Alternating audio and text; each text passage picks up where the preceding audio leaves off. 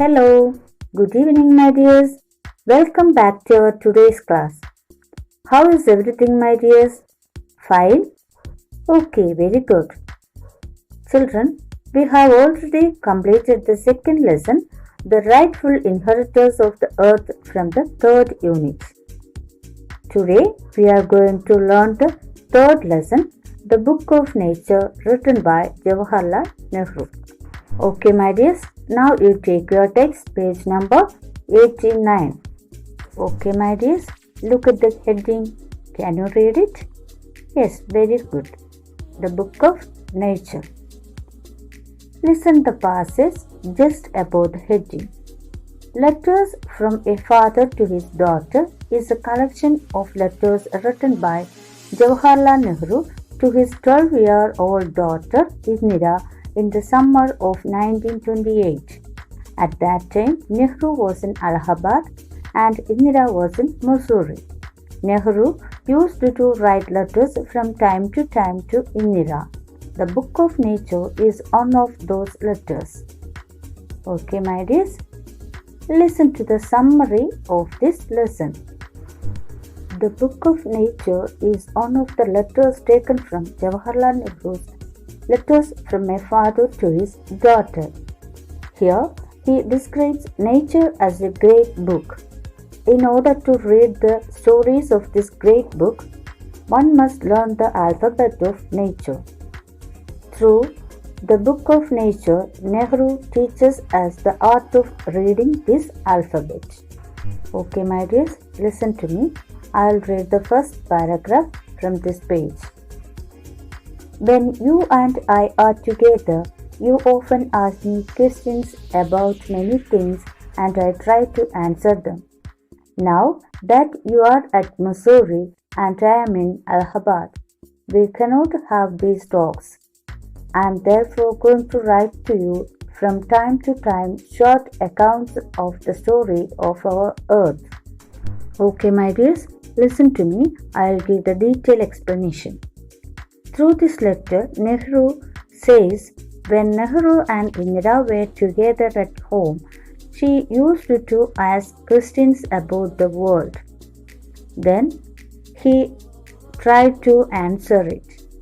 But now it is not possible because Nehru is in Allahabad and Indira is at Missouri.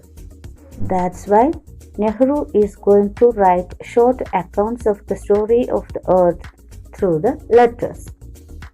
Okay, children, is it clear for you? Okay, then listen to the second paragraph. I am afraid I can only tell you very little in these letters of mine.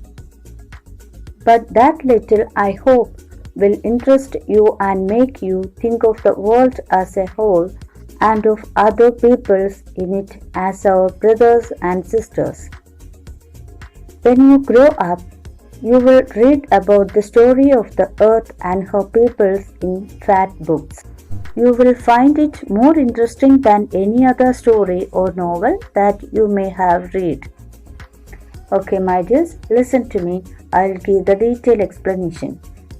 Here, Nehru understood that he can tell only a small portion of the story of the earth through this letter.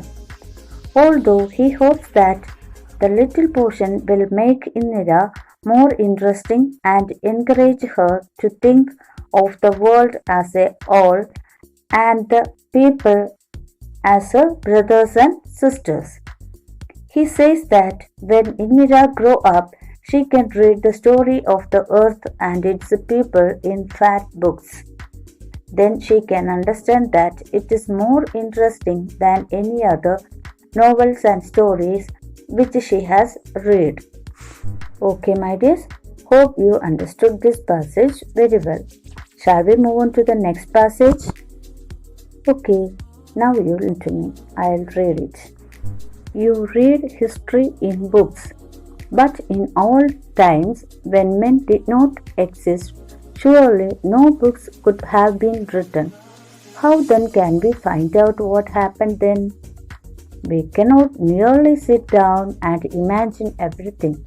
This would be very interesting, for we could imagine anything we wanted to and would thus make up the most beautiful fairy tales.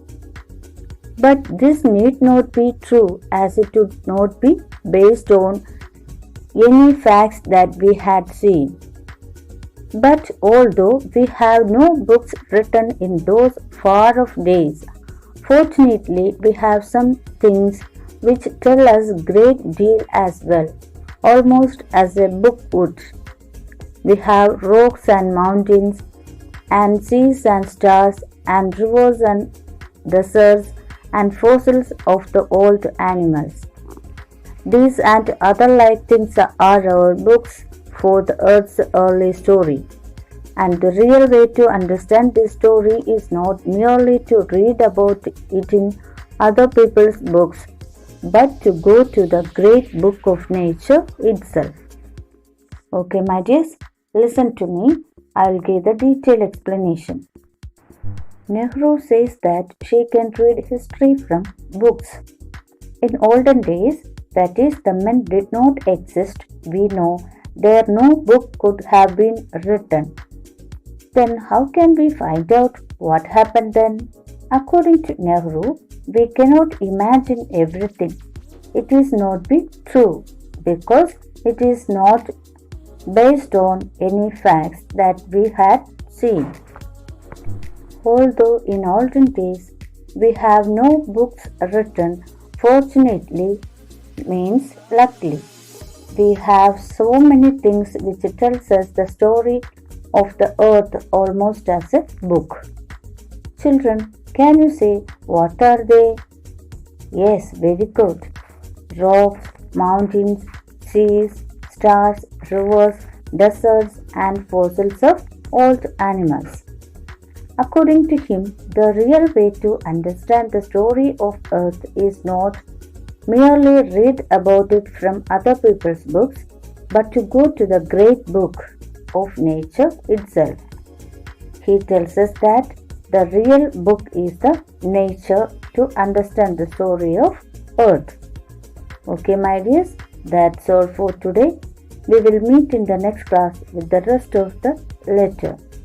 Thank you.